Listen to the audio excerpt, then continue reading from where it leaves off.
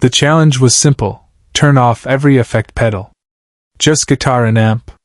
Let's see what you really have. Jimi said nothing. He just reached down and started disconnecting them, one by one. And the room went silent. The rehearsal room was small, maybe 15 feet across. Brick walls that had absorbed decades of sound. A single bare bulb hanging from the ceiling casting hard shadows. 2 wooden stools. 2 guitars. 1 amplifier. 6 people watching. It was late. Past midnight in the winter of 1969, somewhere in London.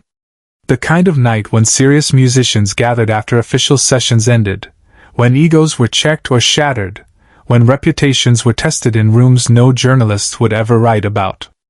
Jimi Hendrix sat on one stool, his Stratocaster resting across his lap. He wore a purple headband, a flowing shirt half unbuttoned, bell-bottoms with embroidered flowers running down the seams. His afro was wild, uncombed. His eyes were half closed, not from exhaustion but from that place he went to when music was about to happen. On the other stool, 7 feet away, sat Marcus Webb. If you were alive in 1969 and you played guitar, you knew who Marcus Webb was. Studio legend. Session master. The man who'd played on 17 top 10 hits without ever putting his name on the cover. Classical training. Perfect technique. Could sight read anything put in front of him. Could play any style, any tempo, any key. Marcus was 42 years old.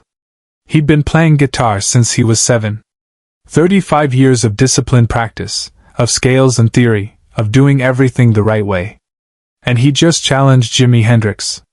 Not with anger. Not with cruelty. But with something more dangerous, professional curiosity mixed with doubt. "I've heard your records," Marcus had said 20 minutes earlier, when Jimi had first arrived at this impromptu gathering. "Impressive sounds. The wah pedal. The fuzz. The octave effects. Very innovative." Jimi had nodded, accepting what sounded like a compliment.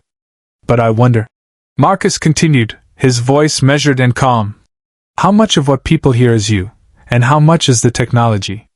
The room had gone quiet then too. The other musicians, a bassist, a drummer, 2 producers, a sound engineer, had all stopped their conversations. Because everyone understood what was happening. This wasn't a compliment. This was a test. Marcus reached down and touched his own guitar, a pristine Gibson ES-335, sunburst finish, not a scratch on it. "I learned on acoustic. No amplification. Just wood and strings and fingers. So when I plug into an amp, what you hear is still me.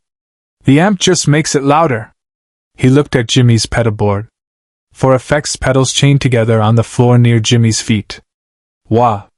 Fuzz. Octave. Univibe. "What I'm saying is," Marcus said, his tone still perfectly polite, "I'd love to hear what you sound like without all that. Just guitar. Just amp. Just you." The famous musician wanted to test Jimi. "Turn off the effects, let's see what you can really do." Jimi quietly agreed. And the next 4 minutes became a lesson no one could forget. The challenge hung in the air like smoke. The other people in the room shifted uncomfortably. This was dangerous territory. You didn't challenge Jimi Hendrix.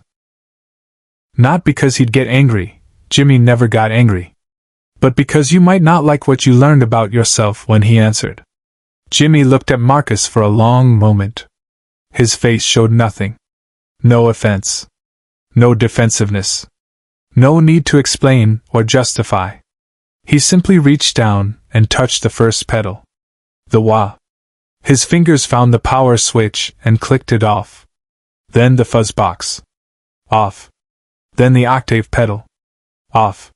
Then the univibe. Off. One by one, he disconnected them. Pushed them aside with his foot. The cables coiled on the floor like dead snakes. When he was done, his signal chain was exactly what Marcus had requested. Guitar plugged directly into amplifier. Nothing in between. No effects. No technology. No tricks. Just wood and wire and electricity. Jimi adjusted his sitting position slightly on the stool. Rolled his shoulders once. His left hand found the neck of the Stratocaster. His right hand hovered above the strings. He still hadn't said a word. Marcus leaned back slightly, arms crossed, waiting. His expression was neutral, but his eyes were sharp. He'd issued a challenge. Now he would see if it had been wise. The bassist whispered to the drummer, "This is going to be bad." The drummer whispered back, "For who?" Jimmy's fingers touched the strings. Not a chord. Not a riff. Just a single note. The low E string, 7th fret, played so softly it was almost a whisper. But the note had weight. It hung in the air, filled the small brick room, seemed to expand beyond the physical limitations of volume. The note had texture and color and emotional temperature even though it was completely clean. No distortion, no modulation, nothing but string and wood and Jimmy's touch. He let it sustain. Let it breathe. Let it fade naturally. Then he played another note. 1/2 step up. Then back down. Then up 2 steps. A simple melodic phrase. 4 notes. A child could have played the same notes. But when Jimi played them, they meant something. Hendrix didn't raise his voice. He never needed to. Marcus uncrossed his arms. Leaned forward slightly. His expression had changed, not dramatically, but enough. The professional skepticism was giving way to something else. Attention. Real attention. Jimi continued. Still slow. Still quiet. Building a melody note by note, like someone constructing a cathedral one stone at a time. His left hand moved up the neck, found harmonics, bent strings with microscopic precision. His right hand, his picking hand, touched the strings with such control that each note had its own dynamic, its own attack, its own personality. No 2 notes sounded the same even though they came from the same guitar, the same amp, the same room. The bassist had stopped whispering. The drummer had stopped moving. The 2 producers stood frozen. The sound engineer had his hand over his mouth. Jimi played for perhaps 90 seconds.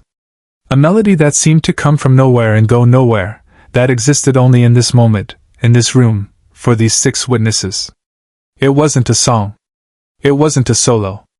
It was a conversation in a language that predated words. Then he stopped. Let the last note fade into silence. Looked up at Marcus. His face still showed nothing. No triumph. No vindication. Just the same half-closed eyes, the same calm presence.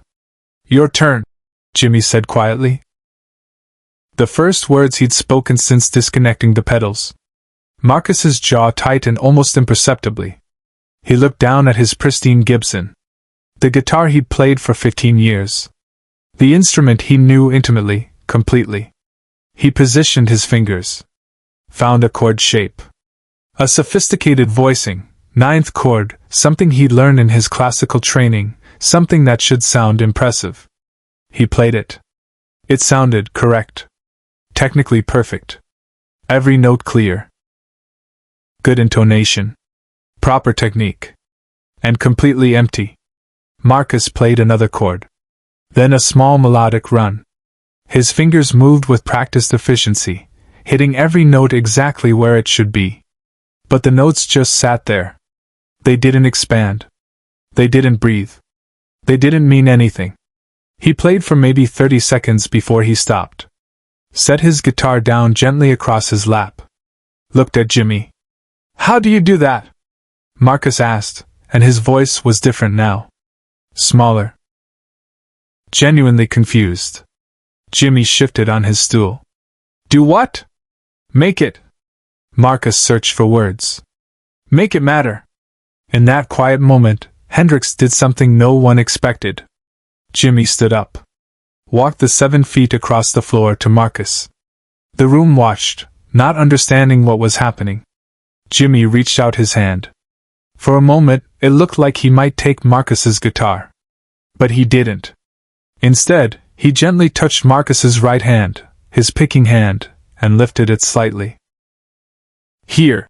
Jimmy said softly, positioning Marcus's hand a fraction of an inch different from where it had been. Don't attack the string. Ask it. Marcus looked at his own hand like he'd never seen it before.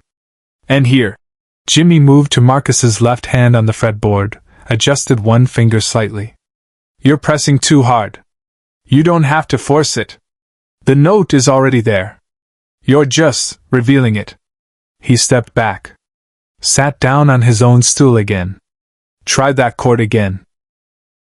Marcus looked at his hands. Both positioned almost exactly where they'd been before, but somehow completely different. He played the ninth chord again. This time, something happened. Not a miracle. Not a transformation. But something. The notes had a little more warmth. A little more resonance. The chord breathed instead of just existing. Marcus's eyes widened. He played it again. Then again, each time with slightly more awareness, slightly more touch instead of technique. That's it, Jimmy said. You already know how to play. Now you're learning how to listen. The sound engineer leaned over to one of the producers and whispered, Are you recording this? No, the producer whispered back. I didn't think. I should have been recording this. Subscribe and leave a comment, because the meaning of this moment is still unfolding. Jimmy and Marcus played together for the next 20 minutes. Not a song. Not a jam session in any traditional sense. More like a master class that no one had signed up for and everyone desperately wanted to remember. Jimmy would play a phrase, simple, clean, no effects, and then nod to Marcus. Marcus would try to play it back. At first, his versions were technically accurate but emotionally hollow. Jimmy would adjust his hand position slightly, or demonstrate the same phrase with a different internal intention, and Marcus would try again. Slowly, incrementally, something in Marcus's playing began to change. The bassist watched this entire exchange with an expression somewhere between awe and grief. Later, he would tell people, it was like watching someone learn they'd been speaking a language wrong their entire life, and they'd been too good at the wrong version to ever realize it. Around 2 a.m., Marcus set his guitar down. Not in defeat. In something closer to relief mixed with exhaustion. I've been playing for 35 years, he said, more to himself than to Jimmy. And I thought technique was the point. Technique gets you in the room, Jimmy said quietly. But it's not why you stay. Marcus laughed, a short, surprised sound. I came here tonight thinking I was going to expose you as a fraud who hid behind technology. I know, Jimmy said, no judgment in his voice. And instead you just... Marcus gestured vaguely at his own guitar. You showed me I've been playing the right notes with the wrong hands. Jimmy reached down and reconnected his pedals. One by one. Wah. Fuzz. Octave. Uni-vibe. Cables plugged back in. Power switches clicked on. The effects aren't hiding anything, Jimmy said as he worked. They're just colors. But you have to know how to paint before the colors matter. He looked up at Marcus. You paint beautiful pictures. You just forgot you were painting. You were too busy proving you knew the technique. Marcus picked up his Gibson. Held it across his lap. Stared at it for a long moment. Can I ask you something? He said finally. Sure. Why didn't you just destroy me? You could have. Everyone knows you could have.